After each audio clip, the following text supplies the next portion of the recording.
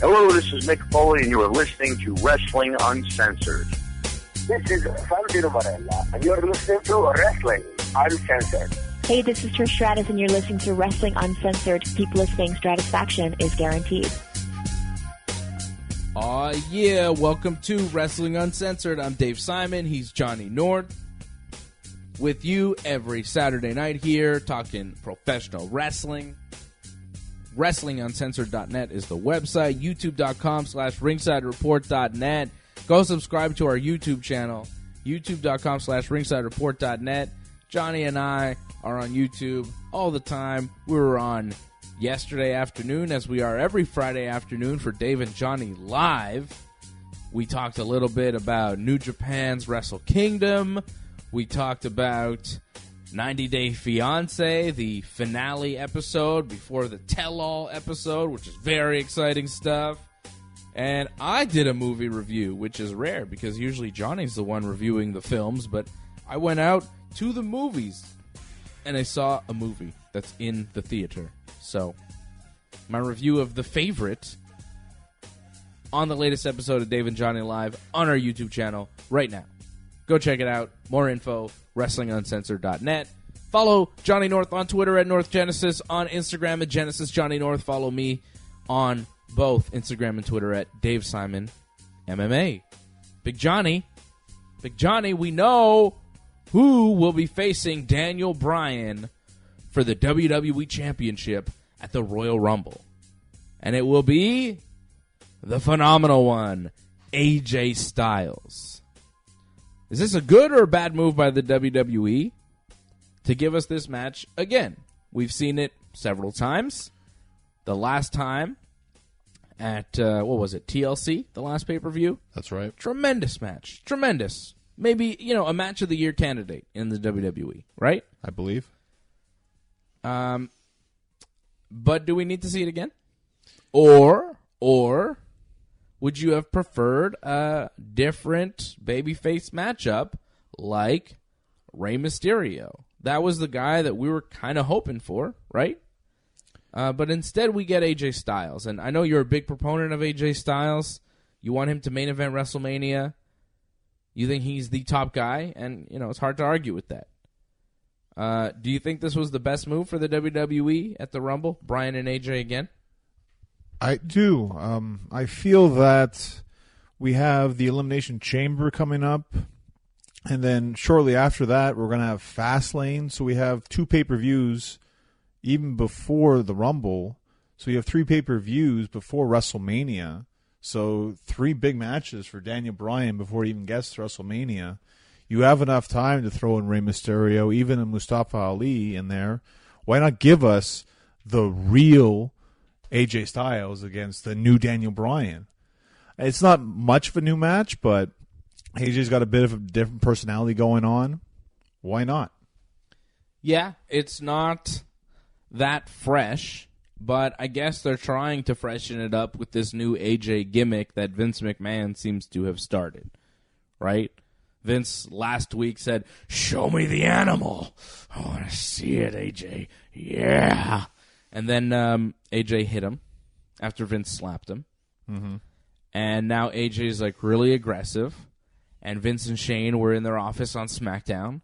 And AJ burst in and was threatening both guys. Right? And he's like, don't get in my face. You'll see what happens. AJ's all mean and aggressive. But, I don't really buy it.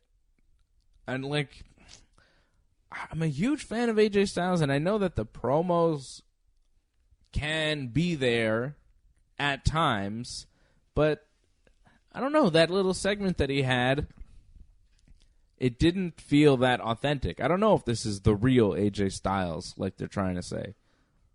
It doesn't matter if you believe it or not, it's the push.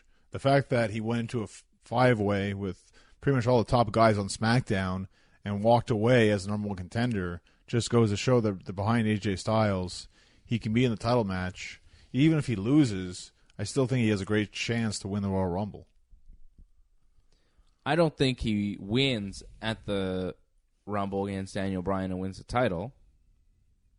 Do you think he loses the title match and then wins the Royal Rumble?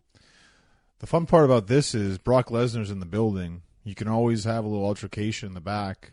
Something happens. Heyman says something or whatever. That sells WrestleMania right there. So you're saying maybe AJ has a backstage promo with Brock, doesn't beat Daniel Bryan, doesn't compete in the Rumble, somebody else wins the Rumble, challenges Daniel Bryan, and then somehow AJ Styles finds himself the opponent for Brock Lesnar at the Universal title? No, he'd win the Rumble and then challenge Brock because of the altercation. Something screwy would have to happen in the WWE title match. You can always make things work as if you wanted to make it work. Yeah. I'm a little bit skeptical that AJ's going to win the Rumble now because he's in this big match with Daniel Bryan. I thought he had a good shot, but I think most likely, the Rumble winner, you got to go back to what we were initially thinking and what the most obvious choice is, and it's Seth Rollins. Is that really the big money match? No. Seth Rollins, Brock Lesnar? No, I don't think so, but I think that's what they're going to do. And it doesn't really have to be the big money match because WrestleMania this year will be headlined by Becky Lynch and Ronda Rousey. Fine, you have many They're main the events. They're the main event. But you have WrestleMania is always like 3-4 exactly. main events. It's many main events. So Daniel Bryan wrestles somebody, The Undertaker or something. Well, that's crazy, but okay. Why sure. not? I don't think Why that's going not? to happen. Who's Taker working this year? You know he's going to wrestle. Fine, but Who else could have a good match with Undertaker right now, really? Bryan and AJ are like the two guys that could pull it out and still have a classic with Taker. Nobody else on the roster could really do it. Nobody else is good enough to be able to pull that off. I think Taker challenging for the WWE title this year would be so crazy. I'd love it. Why not? Like, what the hell? I wouldn't mind that. I mean, Who else faces Bryan for the title? Well, John Cena, I think, makes a lot of sense. Yeah, okay. You kind of wrote that story last week. On Wrestling Uncensored, you're saying? Yeah. Yeah. Saying how it could be Bryan and his wife Brie and his sister-in-law Nikki against John Cena. They used to be kind of brother-in-law and now they're not. And they have a history in the ring as well where they face each other at SummerSlam 2013? 2012? Yeah, I think it was that around there. And Bryan won. It was a really big moment, a really big match, and a turning point in Bryan's career. And, Cena's back. Cena's on SmackDown, but he's also on Raw. He's going to be on Raw this Monday night. But he was on SmackDown this past week, making his long, long anticipated return. No one anticipated this return. No one was waiting for it more than big man Johnny North. I know you were hyped to see John Cena back this week. I was. I was beyond disappointed with it. Yeah, I know. Really I know you bad. hate John Cena. Like, it's one thing to come back, but he ruined Becky Lynch when she came out. Because before she even came out, he's like, oh, someone's just going to come out, bury me for being a part-time guy, and talk about Nikki Bella. And that's exactly what happened. So it took away from the fact when Becky made fun of him. Yeah, that was unfortunate because Becky had a line about Nikki, too. So Cena kind of preemptively said it about himself. But I think Becky had to say it because it was the line that cued Zelina Vega and Andrade Cien Almas to come out. It was like that. It took away the I thought impact. It was still a pretty awesome move, and Cena got tossed out of the ring by Becky Lynch before she won their match. It was Cena and Becky against Zelina Vega and Andrade Cien Almas. Becky gets Zelina to tap to the disarmer after tossing her own tag team partner, John Cena, out of the ring. And Cena went to shake Becky's hand after the match, and Becky does a "you can't see me" and just kind of walks away. You could say, oh, Cena ruined Becky and da-da-da. That moment was pretty big for Becky Lynch to be able to do that. Could you picture Hulk Hogan getting tossed out of the ring when he's Hulk Hogan by Becky Lynch or something like that? Would never happen. John Cena to give that up, to say, yeah, toss me out of the ring. Yeah, he gave it up. That's fine. I just don't like the stupid smile on his face afterwards, and like clapping for her. Like, it takes away. His goofiness ruins it. I thought it was a really good promo.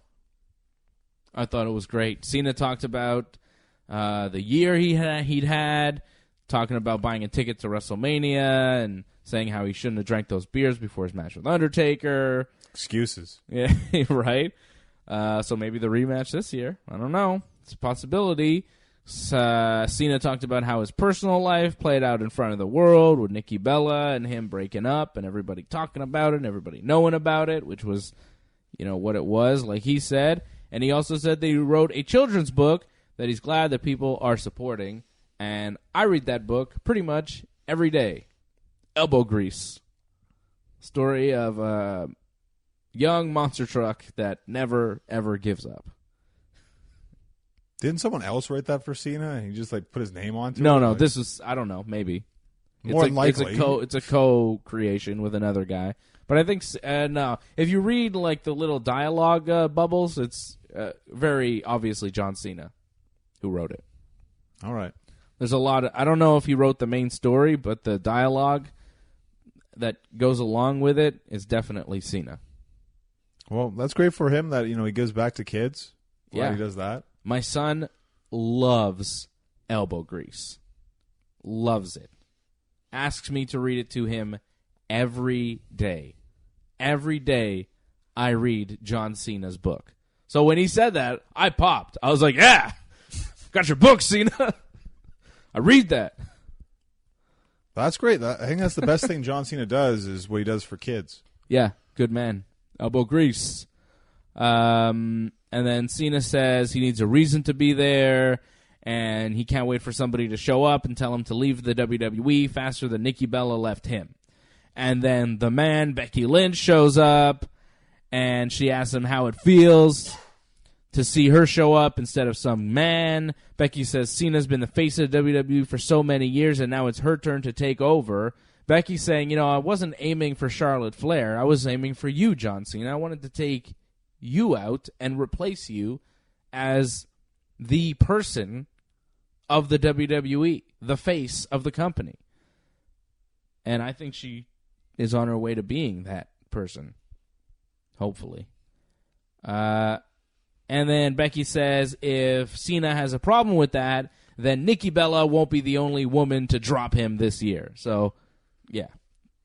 Becky made a Nikki Bella comment. Cena made a Nikki Bella comment. And then Zelina Vega came out and says that Cena has an old face and Becky still looks like she's got a broken face. And I think Zelina Vega made a Nikki Bella comment too.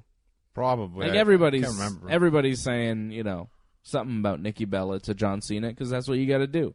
You're taking shots and Cena's okay with it.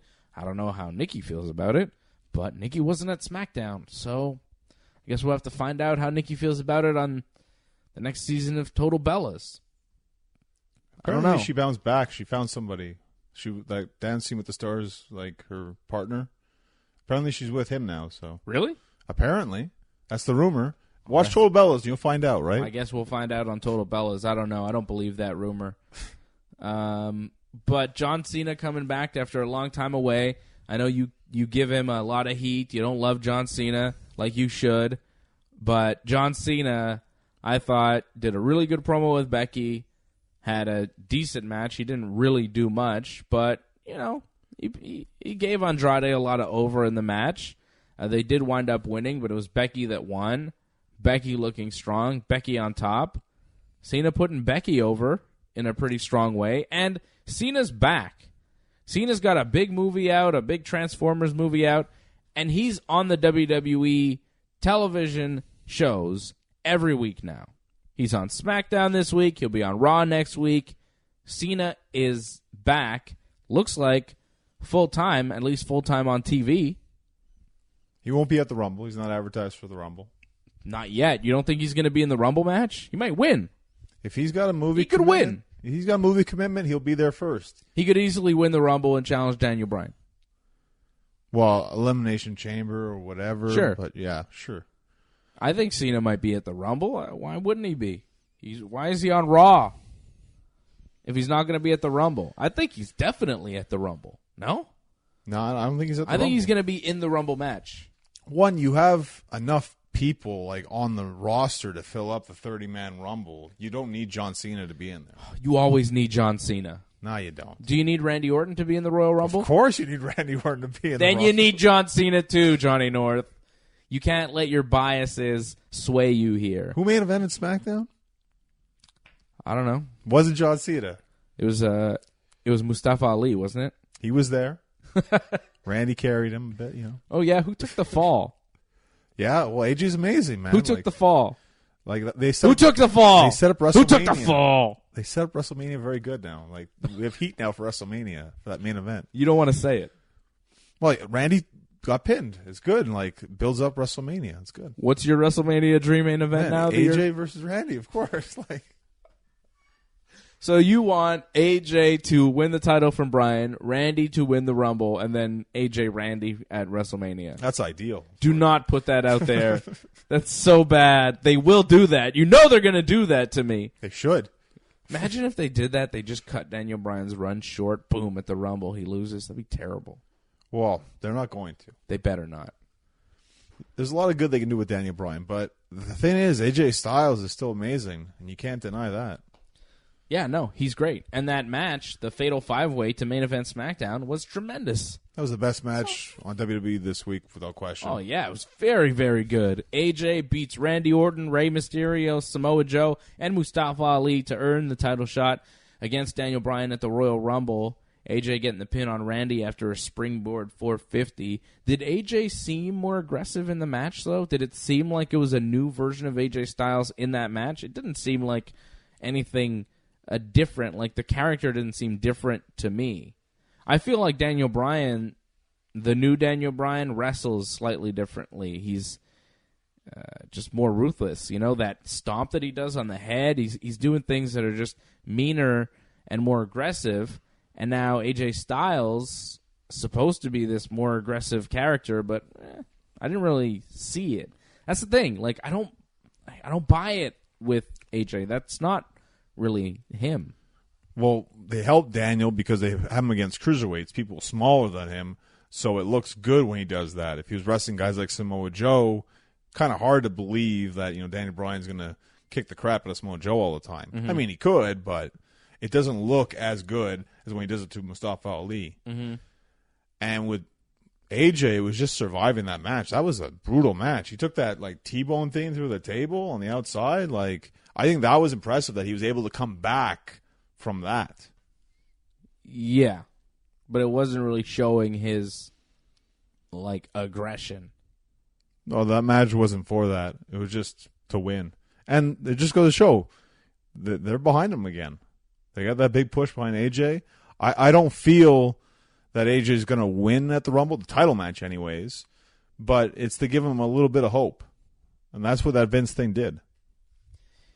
Did Triple H give Seth Rollins the same pep talk this week on Raw that AJ got from Vince last week on SmackDown? It wasn't as good, that's for sure. But it was pretty similar, right? Like, wasn't it like last week Vince was like, I want to see the animal, pal. You got to get more aggressive. Unleash the animal within you, your black heart. And then this week on Raw, Triple H is like, Seth, you used to be cool, and now you suck. What happened to you? You need to be more mean, like you used to be when we hung out all the time. Do you remember the Authority? And then, you know, Seth's like, okay, I'll show you, you know? And then he wrestled Bobby Lashley, and it was like, you know, the same. Well, no, except he got disqualified because he hit Bobby Lashley with a chair. So he lost the match to Bobby. The match was not really good. I was expecting more out of it, frankly, and I was kind of disappointed. Raw was a chore to watch this week. SmackDown was excellent. Raw was just rough. But it's like, really? You're going to do the same thing on Raw? Like, here's Vince telling AJ, you know, unleash the animal, and then Triple H is like, Seth Rollins, you need to, you know, whatever. They've done this for years. There's the same storyline on Raw as in SmackDown. Like, I think the Jericho-Kevin friendship thing, they did the same kind of friendship thing on SmackDown, probably with Daniel Bryan or something. I think Daniel Bryan and Shane or something like. Yeah, it was different though, but slightly similar though. I mean, they always do that. Well, they had the.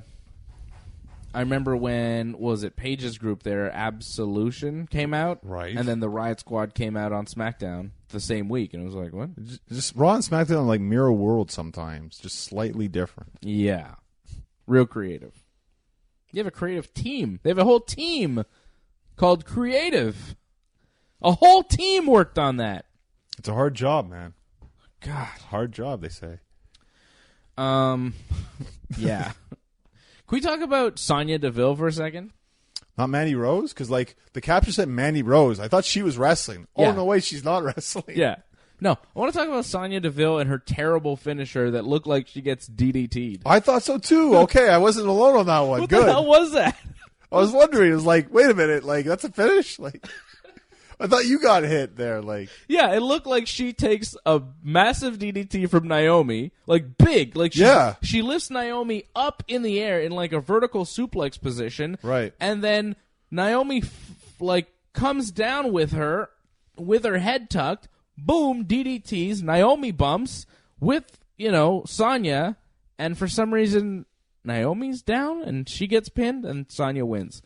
What a terrible finisher. I don't know if they botched the finisher. I don't know what her finisher's supposed to be. I don't know if that's a new finish. I don't know, but they need to get rid of it immediately because it looked weird. And you heard Corey Graves go, oh, God, like he was even like, oh, my God, was not right. He could tell that it was bad. Wow. You saw that, too. I'm glad you saw it. I was wondering. It was like, that seemed kind of off. Seemed like she got DDT'd. Yeah. And then she pinned Naomi. I was like, what? Didn't you just take a big DDT? Yeah, I think they just screwed up. I hope that's not her finisher. If she did it wrong, and they fixed that. Yeah. You can't do that week in, week out. People are going to be like, that's bad. Yeah, no. They can never do that again. Well, I don't think she can ever hit that move again. That you was hit terrible. it, but you take it. You sell it. As a DDT. Yeah, as a DDT. Yeah, well, that's it. And Mandy Rose was she was there with Sonya. It seemed like Mandy was the opponent, but then she got out of the ring and Sonya was in the ring and the bell rang, so it's a match. Okay. It was really weird. And she also got promo time, like, during the match. Yeah, Mandy was like, she was wearing an Uso shirt because Naomi's married to Jimmy Uso, and right. Mandy even showed a picture, like a seductive picture that she said she texted to Jimmy Uso earlier, so she was trying to distract Naomi, and it worked. And then Sonya beat her. So that's the whole thing. Naomi's mad at Mandy because Mandy keeps, flirting with her husband. Well, I definitely think Mandy's going to win in this in the end. Not that she's going to get Jey Uso, but I think it's Jimmy. Jimmy, whatever. Either or. Like, she's going to win the feud, period. You think? She might not even wrestle, and she'll win anyways, it seems like. She's the most over person, and she doesn't even have to wrestle. It's amazing. You think she's over? Well, in terms of, the way that's going with the story, yeah. She's the focus. Yeah, she's the focus, but I don't know. I don't know how great she is. I don't know how far it goes. Doesn't have to wrestle, and yet they're still pushing her as the star. It's amazing. Yeah, that's true. I thought Lana had a really good performance this week. Rusev and Lana interviewed in the ring. Rusev celebrating his U.S. title victory, right? Right. Rusev beat Shinsuke last week. Rusev says he smells like bacon-flavored cinnamon buns. I didn't understand that whatsoever. What was that? I don't know. He's like, my title reign will be awesome, and you will have a champion with a lustrous beard, and I smell like bacon-flavored cinnamon buns. It sounded like he didn't even know where he was going with it. He's like, I smell like bacon, and then he paused for a second, and he was like, flavored cinnamon buns? I was like, what? That's not a thing, Rusev. Maybe it is, but is that what you want to smell like? I don't know. Maybe you do. Maybe you do. Rusev does. I'm going to guess maybe Creative thought it was a good joke, maybe. And they were like, oh, you should really say this line, Rusev. It's so good. You'll get a great reaction. Thank you, Creative. Imagine if the Creative team, who's on the bench, If that's the team, if that's their starting lineup, that's what they can come up with. Who's sitting on the bench of that team? Should be ashamed of themselves. So Rusev's talking about the buns, and then even worse, I think, was the chant. Rusev, of course, he has a history of being anti-American, right? Yeah. I think the last time he held the U.S. title, he would say, what would he say about USA? Something. I can't remember. No USA or USA sucks or something, Russia number one, USA haptui, something like that. I feel Lana said that, but yeah. Yeah. So they were really like the anti-American gimmick. But of course, Rusev Day and the whole thing, they're baby faces now. So they can't be anti-American, right? So Rusev, just to make sure everybody knows that he's holding the U.S. title, but he's a foreign guy, but he's really for the USA, he starts chanting, Rusev Day, USA. Rusev Day, USA. And never have I been happier to see Shinsuke Nakamura kick somebody in the back of the head to stop that terrible Rusev Day USA chant. Please don't do that again, Rusev. Miroslav, I'm talking to you directly. Do not do that again. That's his real name. Miroslav, which I like. I don't know why we don't have a wrestler named Miroslav something. It's a good name. Solid wrestler name. Vince likes the one names, though. It's easier to remember. It used to be Alexander Rusev. But it's easier to remember Rusev. Rusev Pudria. Rusev Machka. Yeah, Rusev sounds good, though, actually. I like Rusev. Rusev. It's good. It's a good name. And Shinsuke shows up, though, beats up Rusev a bit. Lana jumps on his back. Yep. Jumps on Shinsuke's back. Rusev hits the Machka kick on Shinsuke. Shinsuke falls down, bumps on Lana, right, who's on his back. Lana sells it like she's dead.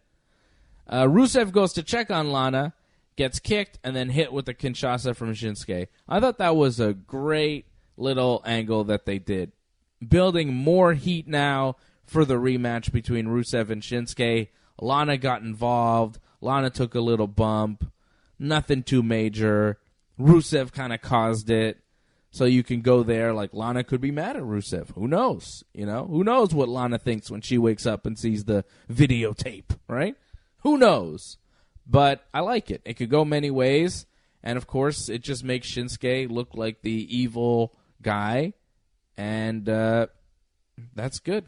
It builds him more as a heel and Rusev more as the babyface there to protect Lana, who everybody likes, right? Lana's the babyface. Well, it's just rare to see violence against women. You usually see it the other way around. Like, the women can hit the men, but the men can never hit the women. So that's right. Becky Lynch can toss John Cena out of the ring, but John Cena could not toss Becky Lynch out of the ring. No. Yeah. That would never happen. It would not look good. Oh, no. Heck no. But with this, I was surprised we got to see this a little bit, but it helped, in my opinion, towards making Nakamura more hateable. And you felt more for Rusev because, like, oh no, like his wife got hurt. Yeah. And it worked well. Like everybody played their part well. Lana sold it great. Shinsuke looked really evil. He made faces like, ha ha ha, I got you now, Rusev. It's perfect. I know except for the Rusev Day USA and the bacon-flavored things. But this just goes to show, I know they don't like violence against women, but sometimes it helps in terms of the story. Yeah, it adds a lot of sympathy, and it makes it interesting. I have a question, though. There was a Fatal 5-Way to main event SmackDown, right? AJ Styles was in it. Randy Orton was in it. Rey Mysterio was in it. Mustafa Ali was in it. Mm-hmm. Samoa Joe was also in it. But he had to qualify? He had to wrestle Jeff Hardy in the opening match on SmackDown, beats Jeff Hardy, chokes him out with the Coquina Clutch, and then that means he qualifies for the Fatal 5-Way. Why did Joe have to wrestle twice? Why didn't AJ have to qualify? Why didn't Randy have to qualify? Well, I feel it's because Jeff and Joe, they were feuding, right? And they only wanted to put 5 guys in there. So they're like, oh, well, let's kill 2 birds, 1 stone. Like, we can put Joe in this, but we'll also have them wrestle early in the night. And Joe can just wrestle later, too. It's fine. Does that make any sense? No, it doesn't. Of course not. It made no sense. I was like, why is this a qualifying match? And then I was like, okay, are we going to see qualifying matches all night? Like, is that SmackDown? And then, no. Samoa Joe joins Mustafa Ali and Randy Orton, Rey Mysterio, and AJ Styles. I was like, what? What, did they qualify? Did I miss something? I thought I missed something. I didn't miss anything, right? No, There's just... You miss nothing. This is the problem with taped Raw and SmackDowns. Like, I find a lot of them, they don't make sense. They're just stuff that happens, and they try to make sense of it. And they didn't really do a good job making sense of that. It did make a lot of sense. I gotta say, I was pretty confused by the whole deal. Triple H is backstage with Asuka. Asuka is a SmackDown Women's Champion. Triple H says, Asuka, who do you want to wrestle at Royal Rumble? Champions decide now, I guess. Yeah, basically, he just asked her, and Asuka's like, I don't care. No one's ready for Asuka. Charlotte shows up. She's like, me. Carmella shows up. She's like, me. Becky Lynch shows up. She's like, obviously me. Triple H is like, I'll take it under advisement, and we'll tell you later. And that's where he left it.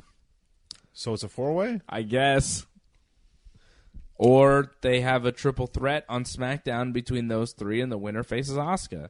Or you just give it to Becky Lynch because it's Becky Lynch. Well, with Carmella? I think triple threat. Triple threat on SmackDown, and then the winner gets the shot. Yeah, it makes sense. But I like that Carmella's in the mix. It makes me believe more that she has a chance to win the Rumble, the Women's Rumble.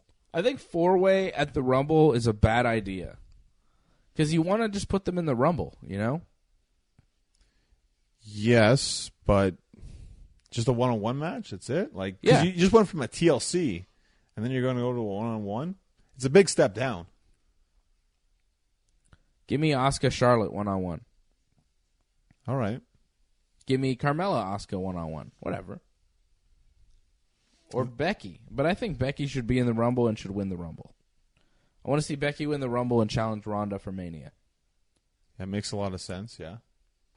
Seems to be the way to go. But then she never gets a rematch against Asuka. She never got a rematch for the title that she lost or never really lost, you know? I mean, I understand there's no more automatic rematches, but in her case, she deserves it. That's true. But she'll have a chance to earn it, and if she loses, go in the Rumble, try to earn it that way. Right, yeah. Yeah, sure, fine. You know? Okay. It's the way it is in the WWE now. Nobody deserves anything, pal. We do things differently now on SmackDown. SmackDown was the better show. The ratings showed it again, too. 2 weeks in a row, SmackDown has beaten Raw. Really? Yeah. That's interesting. SmackDown is the far superior show. SmackDown was great this week. Really, top to bottom, I have no complaints as far as SmackDown goes. New Day starting a show with a great promo, saying that they're in the Rumble match. Big E doing Steiner math. Kofi and Xavier telling him not to do it. He's like, we have a 33% chance of winning. And then he's like, no Steiner math here. Of course, the famous Scott Steiner math promo. We can mention Scott Steiner. He can even use his horn for Dean Ambrose music, but he can't show up, though. He's still banned from the arena, I think. Well, can't threaten people's lives. Didn't he, threaten Hulk Hogan? And his wife or something. Yeah. Something like that. Yeah, that's not good. It's crazy. Yeah. What? Big Papa Pump. Big Bad Booty Daddy. Kofi says that they're going to go on to WrestleMania and become WWE Champion. And Woods goes, they would also challenge for the Universal title, but they're not sure that guy would show up. And then they all have a good laugh. And then Kofi's like, I show up to work every day. I can't even get a shot. What the hell do I have to do? And they're like, okay, Kofi, calm down. We know you deserve it. You deserve it. And yeah, he deserves it. You know, and I love that. I love that moment. And I love the New Day taking a shot at Brock. And I love Kofi saying, I'm here every day, kicking ass, doing the thing, being the best, and I can't even get a shot. What do I have to do? And he's right. He's correct. And I hope that 2019 will be the day, the New Day, or the year rather, that New Day becomes a WWE champion or Universal champion or whatever. It's about time. Big E, Woods, or Kofi. But Kofi, you know, Kofi deserves it. He's been in WWE for how long now? And he's so good. Like, you couldn't ask for him to be better. He's great in the ring, great on the mic. He looks like $1 million. Kofi Kingston's a WWE champion. Well, everything but, right? He's won all the championships but the WWE title or the Universal title. He did wrestle Brock Lesnar before. Right. When was that? It was in Japan like 3 years ago or something. Yeah. Yeah. So he did get a shot. Okay.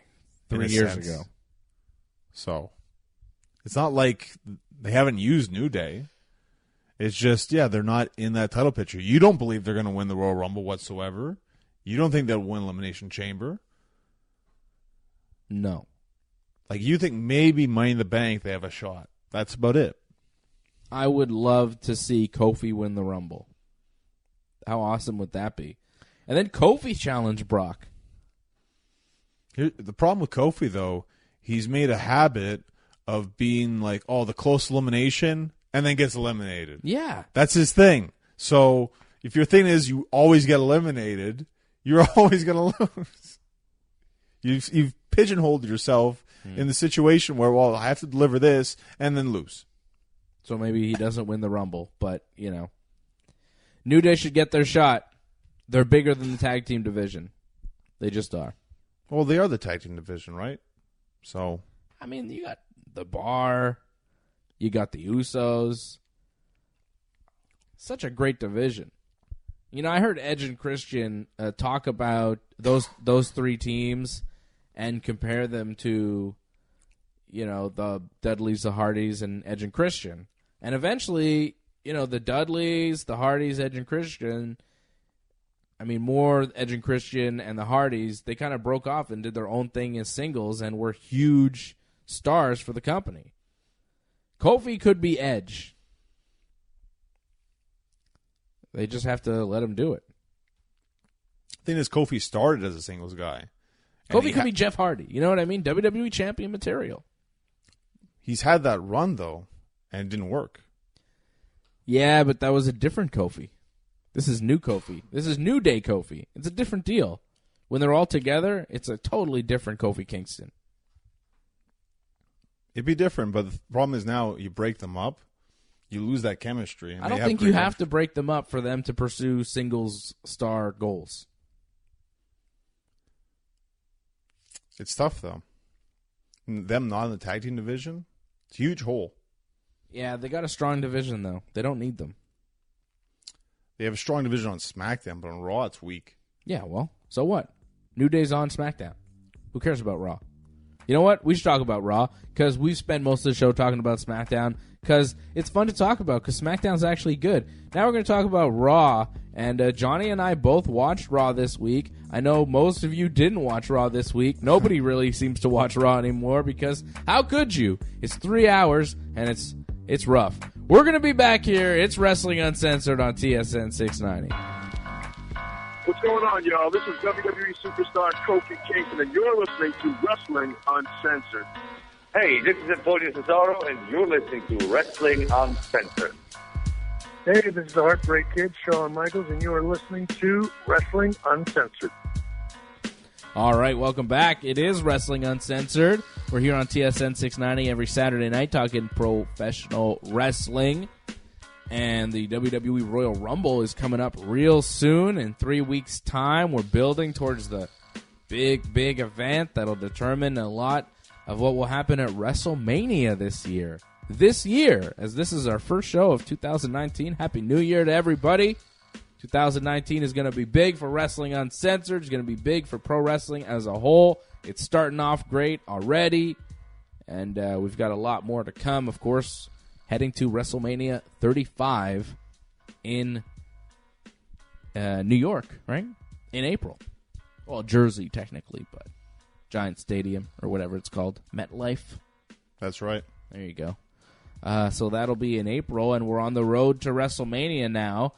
Monday Night Raw. We talked about SmackDown being a really solid show this week, outdoing Raw as they do every week and outdrawing them on the ratings as well. Raw was not great, but there was a high point. Really? Yeah, there was a high point, but you had to wait for it. You had to wait about, 2 hours and 45 minutes to get to the high point of Raw. But I thought the main event was really good. Ronda Rousey and Natty Neidhart against Tamina and Nia Jax. I thought it was okay. I didn't know if it was great. I thought it was pretty good, man, for a Raw main event. I thought it was terrific. Ronda did some pretty cool stuff. I thought the match was really good. Maybe it was because I watched, all of Raw, and it was so bad that in comparison it was, amazing, but I don't know. I thought they had a really good tag match. I guess when you compare it to everything else on Raw, yeah, it was amazing, but I just felt that I thought they had a match before, and it was better. I was more interested in that one. This one, it's like, well, the heat's gone. Did they have a tag match like this before? I feel like they did. I don't know. That's the problem with Raw. Like, you see so many episodes, they just repeat the matches over and over again. Yeah, it's hard to keep track. Wasn't it the Riot Squad that they faced, though? No, well, if it was the Riot Squad, it was also with Nia and Tamina, because I remember them beating them as a tag But maybe team. they had, Sasha and Bailey with them, too, no? Maybe there was another girl or two, perhaps. Yeah. It's not impossible, but the match felt very familiar. It did feel familiar, but it still was entertaining to me. And I think when you have Ronda Rousey main eventing Monday Night Raw and having a solid performance, that's good. That's some solid wrestling work, some solid entertainment that I can get behind. Ronda Rousey main event, having a good match. I'm happy with that. The rest of the show was awful. I'm not going to say Raw is a great show, but they got Ronda Rousey in the main event. She's wrestling every week.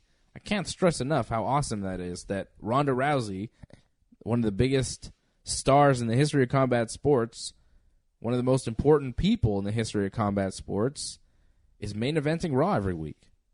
She's a good main event. In my opinion, she's the best on Raw right now going today. She's the one you want to see the most. She's the one who should be starting and ending the show every week.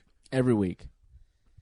And she should be main eventing WrestleMania this year. For the first time ever, women will go on last at WrestleMania, I believe. The only thing I question with you on that is what the match will be, because I think Charlotte should be involved as well. I think Becky Ronda one-on-one is the one to do. Charlotte can wrestle somebody else. The triple threat would be crazy, but I don't want to end WrestleMania with a triple threat. I want to see Becky Ronda one-on-one. I want to know who is the man. Is it Becky or is it Ronda? I want to see it. I want a decisive finish. I want to know. I want Becky to go over. I want to see Becky Lynch beat Ronda Rousey to finish off WrestleMania this year. That's what I want. I don't know if we're going to see that. I feel Ronda would win at WrestleMania. She's the meal ticket. Maybe. I'm not saying Becky can't have a great performance. This is also why I think maybe it should be a three-way. I think Ronda should be standing tall when Mania comes to an end. It's only her second WrestleMania. You're only starting her rise as a star in WWE.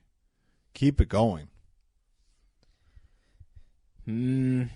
Maybe, but you elevate Becky even higher by beating Ronda on the big stage. And Becky is so good. I would say she's a better pro wrestler than Ronda Rousey. She may not have the same impact. She may not be as important like Ronda is in other, in MMA. But in pro wrestling, Becky Lynch has made a hell of a lot of noise. I'd say she's a bigger star in pro wrestling. And by putting her over Ronda, you make her a bigger star, to the mainstream audience that only watches WrestleMania. There's a lot of people that they don't watch wrestling all year, but they'll watch Mania. Well, the fun part about this is the story is very unclear of where we're going, because it still could be a triple threat as it stands right now. So they have to kind of get that settled. Is it going to be a singles? Is it going to be a triple threat? Who's winning the Rumble? And if the Rumble winner chooses Oscar maybe instead of Ronda, which would actually be kind of smart in a sense. Yeah. So, if it's Carmella, it makes more sense. Carmella's not winning the Rumble. Yeah, but if she won, just hypothetically. Yeah, it would make more sense for her to challenge Asuka. She's beaten Asuka before. That's right. Like, yeah. Yeah, less scary. But the match is Becky versus Ronda one-on-one. I know Charlotte, it would be great. It would be a great triple threat, without a doubt.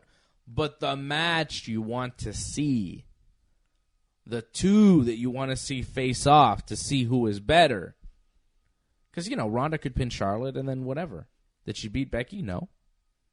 Who cares? I don't want to see that. I want to know Becky versus Ronda.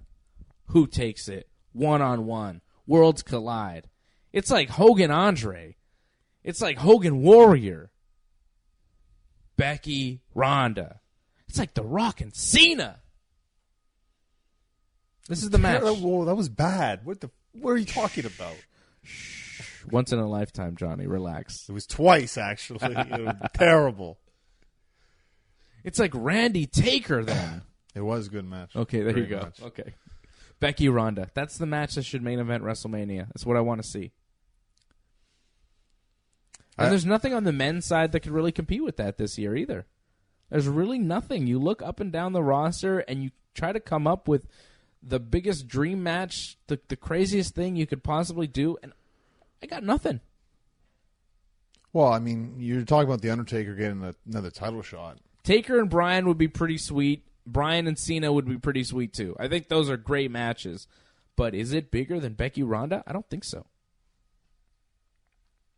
That's tough. Like, because I really want... Like, it was Undertaker versus Daniel Bryan. It would be cool. Wow, And I was actually talking about it on Twitter this week. Somebody asked me, what do you think WrestleMania? And I said, or for Bryan, and I said, Bryan, Cena would make sense, but Taker would be cool too, because Kane could come out and say, Daniel Bryan, we used to be friends, and we're a tag team. I don't like this new Daniel Bryan. Something's wrong with you. And then Daniel Bryan just beats Kane up. And then who comes out for revenge? Undertaker challenges him for the title at WrestleMania. That would be awesome. Or Taker's in the Rumble. He wins the Rumble and challenges Daniel Bryan for WrestleMania. I mean, they could do it that way too. There's many ways to do it.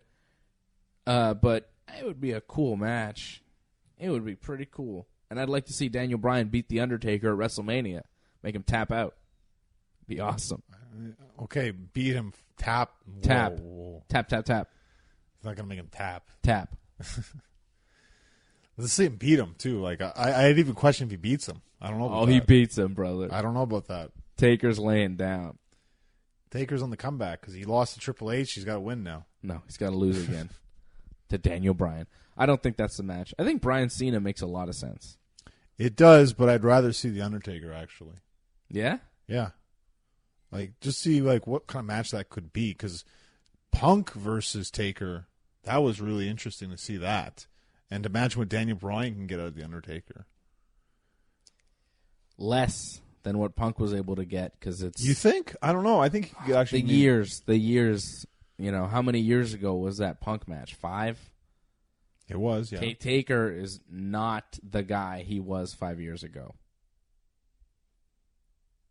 It'd be a great challenge, but I think Daniel Bryan would be up for it. I agree. I think he could pull out a great match with Undertaker. I think he could pull out a great match with Shawn Michaels. I think he could even pull out a great match with John Cena. John Cena will be on Monday Night Raw this week. Also on Monday Night Raw, Alexa Bliss will host her talk show. She has a show now called Moment of Bliss, and Ronda Rousey will be the guest. Braun Strowman also advertised for Raw Monday, as is Brock Lesnar. Oh, business picked up. Yeah. Yeah. Confrontation time. Raw was so terrible this week, they're like, all right, next week we're going to do it. Gable and Rude, the tag team champions, are going to defend against the Revival again. So they're setting things up for Monday Night Raw. Cena, Brock, tag title match, Ronda Rousey in some sort of promo with Alexa Bliss. Stuff's set up for Raw this week. This past week was, not great. Drew McIntyre beats Dolph Ziggler in a steel cage after a couple kicks to the head. I didn't think that match was that great. It's hard to care for these guys. They're both heels, and now we're supposed to care about Dolph Ziggler? Yeah, I don't. I don't. That's it. Dolph just recently turned babyface, kind of. Yeah, not even really. It's really hard to have sympathy for him, and the match really wasn't anything special. They did a superplex off the top of the steel cage, which was kind of cool. Whoa, I was actually not off the top of the cage, but off the top rope. Well, Dolph was off the top of the cage. Dolph was Right. on the top of the cage.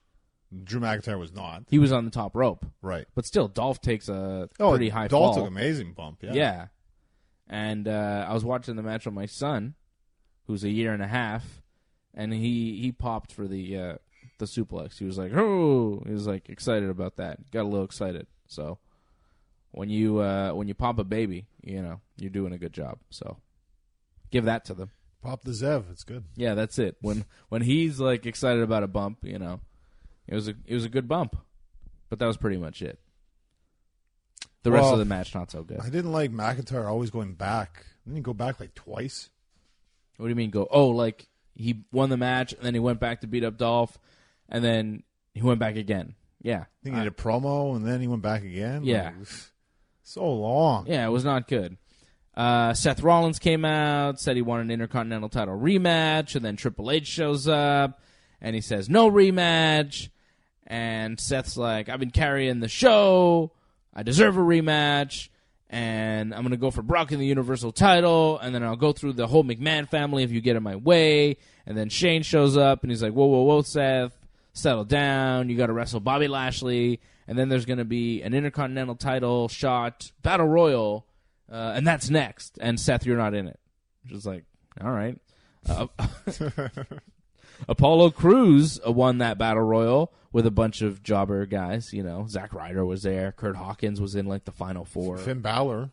Oh, yeah. Finn Balor was there. He didn't win. No, he didn't. Baron Corbin almost won. Yeah. But Apollo Crews wound up winning, and then he wrestled Dean Ambrose later on in the night, which is real fair. You get a title shot after wrestling a match the same night. Anyways, Crews lost, obviously. I thought it was an all right match, though. Yeah, it was bad. decent. Like, Crews looked impressive. Crews is very good. He should be Intercontinental Champion. Like, he should have won the title. Well, in terms of the wrestling, I don't think there's anything wrong with him whatsoever. I think it's just more in terms of the personality. There's not much to get into. Yeah, well, you could say that about a lot of guys on Raw. Some of the guys don't even have the wrestling. Speaking of Elias, he was on Raw this week.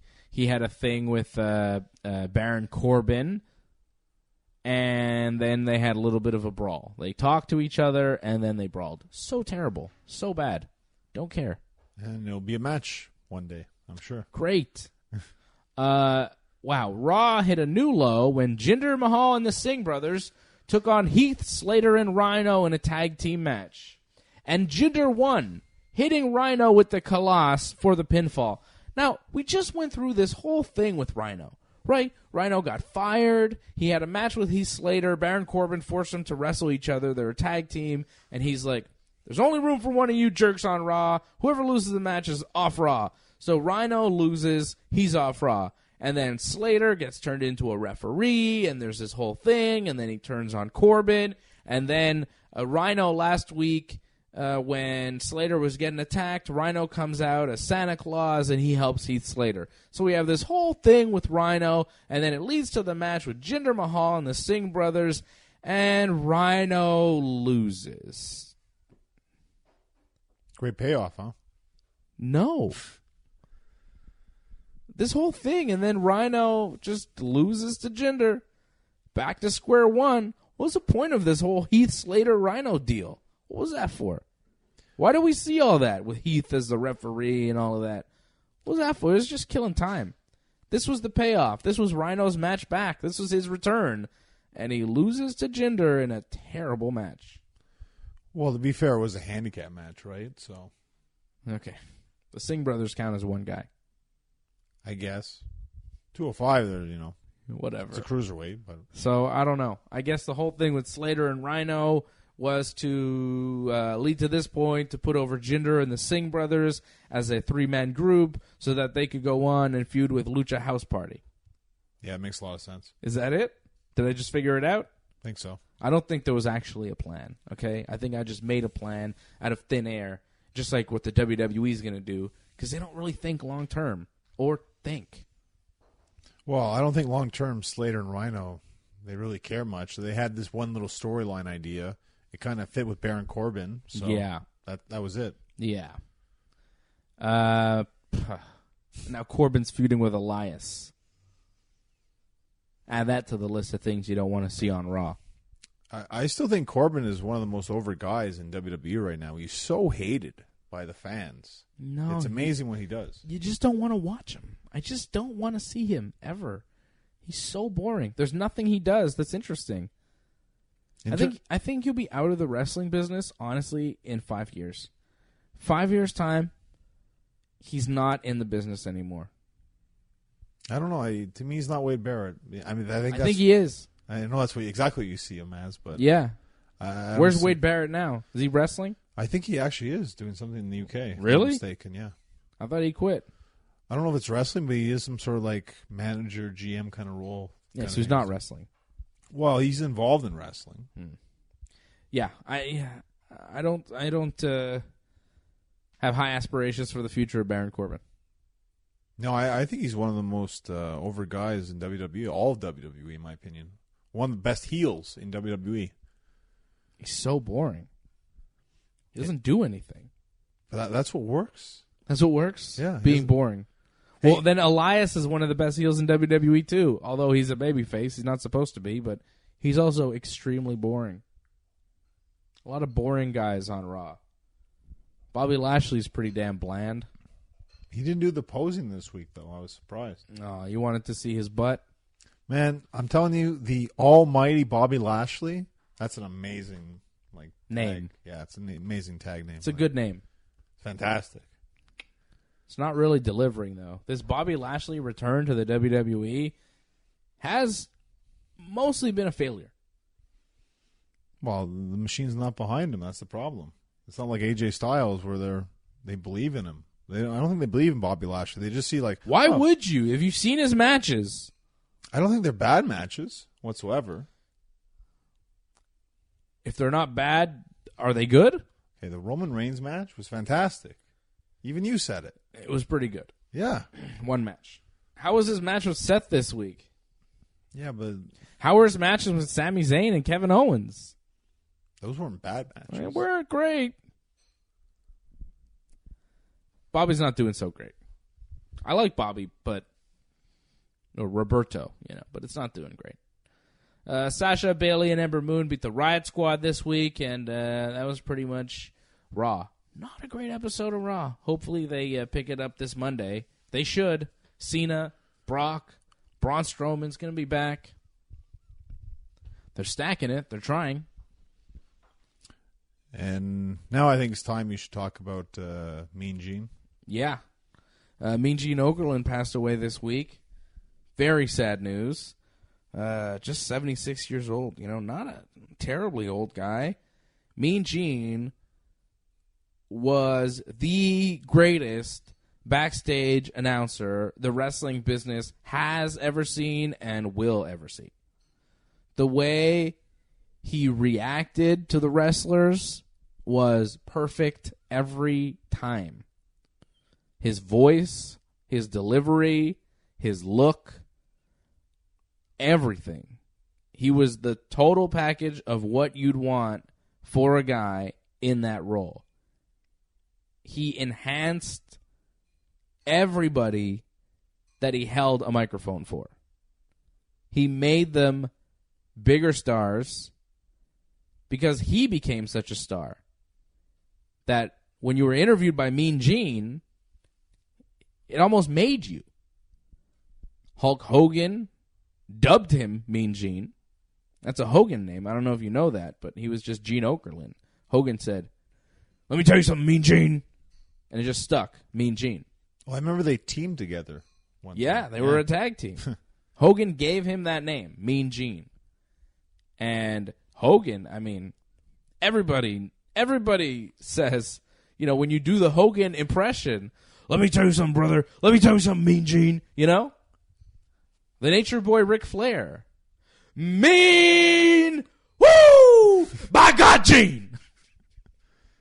Yep. He'd start his promos all the time with the mean woo, you know? Yep. So good. So good. And Mean Gene just played off it perfectly, you know? Bret Hart saying, I'm going to defend my U.S. title against one of the top wrestlers in WCW, El Dandy. Mean Gene, El Dandy? What are you talking about? El Dandy's a great wrestler. One of my favorite Bret Hart promos with Mean Gene. Just classic moments in the history of the wrestling business. He knew when to talk, and he knew when to shut up as well. He knew when to stand there and just hold the microphone and be silent and let the wrestler do the promo. He knew when to interrupt. He was perfect at that job. Like when Ric Flair won the Rumble and won the title, the promo that he does after, Mean Gene's holding the mic, but Mean Gene doesn't talk. I mean, Ric Flair, you know, what is this? And then Flair goes into it. This is the greatest day with a tear in my eye. This is the greatest moment of my life. Classic Flair promo. And Gene's just standing there with the mic. He's not cutting in. He's not asking another question when Ric Flair pauses. He's letting him have his moment. He was like the best, and no one ever got it as well as he did. No one will ever get it. He was just a legendary figure.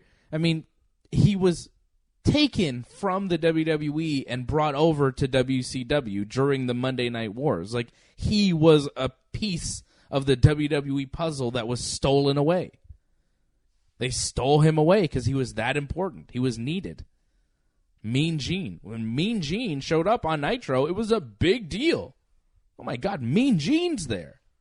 It legitimizes you to have Gene Okerlund on your TV.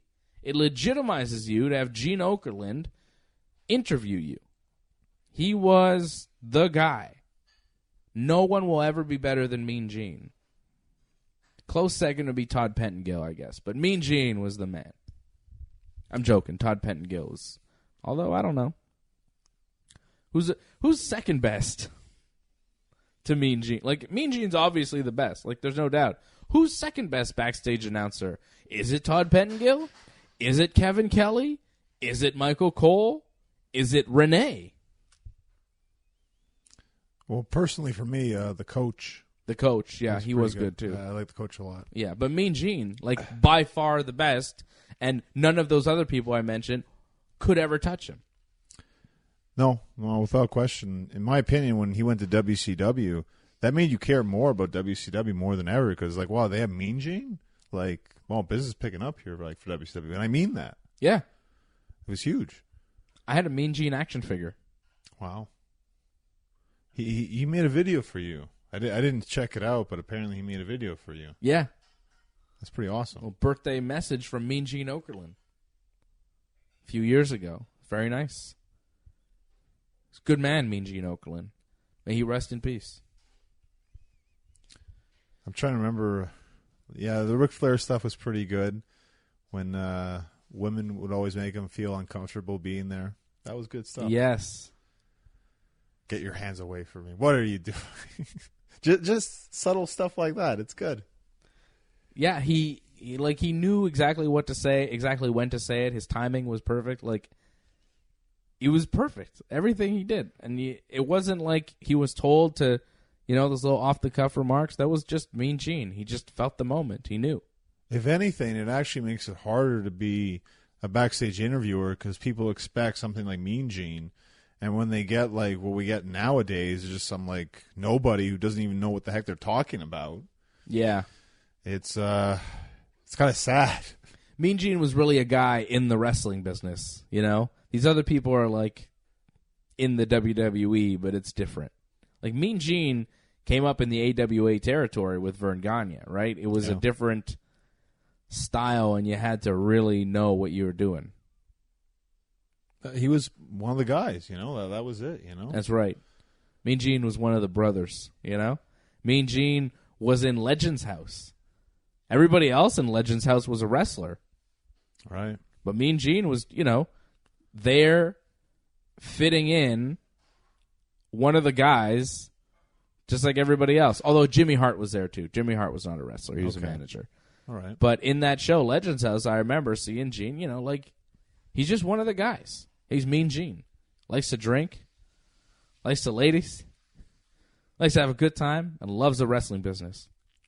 If I remember correctly, WrestleMania 17 for the Gimmick Battle Royal, there are a lot of videos of him smoking all the time. I guess he was a heavy smoker. Mean Gene lived the life, the wrestler life. And no one will ever be better than Mean Gene Okerlund. So, rest in peace, Sad to see another one go. It's sad, but he definitely ruled his area. Like, he was the best, and there was none even close nowadays even. Yeah. No, I don't think there could ever be anybody better. I couldn't imagine. I've never seen anybody that was close to being as good at that job as Mean Gene. Nowhere close. The way he sold everything, too, If something was ridiculous, if somebody said something stupid, Mean Gene would kind of let you know. Like, he'd kind of give a look like, oh, what? Like, he'd kind of laugh at the wrestlers if they're not good. But he would take them seriously when he needed to, Well, he just... Like the gobbledygooker. Like, when that came out and Mean Gene's reaction, he's like, what is this? But you could tell Mean Gene was also like, this is ridiculous. Like, you got to give credit to Mean Gene a lot for a lot of these promos that he had to carry. Like the gobbledygooker. He's interviewing a turkey, a man dressed in a turkey costume who gobbles. What? What's that you're saying? You're the gobbledygooker. And Mean Gene had to do that whole thing. That's all Mean Gene. Well, he did break character a couple of times. There are some outtakes. Like, it's impossible. Like, the fact that he did promos with Macho Man, Ultimate Warrior, all these guys, and to not crack up. Yeah. I mean. Yeah, like when Mean Gene asked Macho Man, what kind of champagne are you drinking? Macho Man's like, we're going to crack the champagne. And Mean Gene goes, off the cuff, he goes, what kind of champagne are you drinking? And then Macho Man fires back in perfect Macho Man, it doesn't matter. Nothing matters except for the Intercontinental title, yeah. Like, how does Mean Gene not totally crack up and lose his mind when Macho says that to him? Oh, it's just great. What kind of champagne are you drinking? It doesn't matter. Nothing matters except for the Intercontinental title. It's one of my favorite Macho Man promos. Right there with Mean Gene, He was there for the greatest promos in the history of the business, and he's one of the reasons why they were the greatest promos in the history of the business. Well, that's it. He was there for some of the greatest moments in wrestling history. Some of the greatest moments are just promos. Yeah, and he was in all those shots, right? Mean Gene Okerlund, never going to be another one. Johnny North, when's your next match? When can people see you in the ring? Going to be the 13th of January, 2 p.m. bell time. I'm wrestling for the NWA British Commonwealth Championship, defending it against Sheldon Jean. And, I'm going to give him a good dirty beating. Good dirty beating? Yeah. Good sassy, dirty, greasy beating. Yeah. Sassy? Well, dirty, that's for sure. Okay. More on that. Follow him on Twitter at North Genesis, at Genesis Johnny North on Instagram. You can follow me on Twitter and Instagram. Same handle, at Dave Simon MMA. YouTube.com/ringsidereport.net is our YouTube channel. Go check it out. Go subscribe right now. So much action on there. Dave and Johnny live every Friday afternoon on youtube.com/ringsidereport, DOTNET.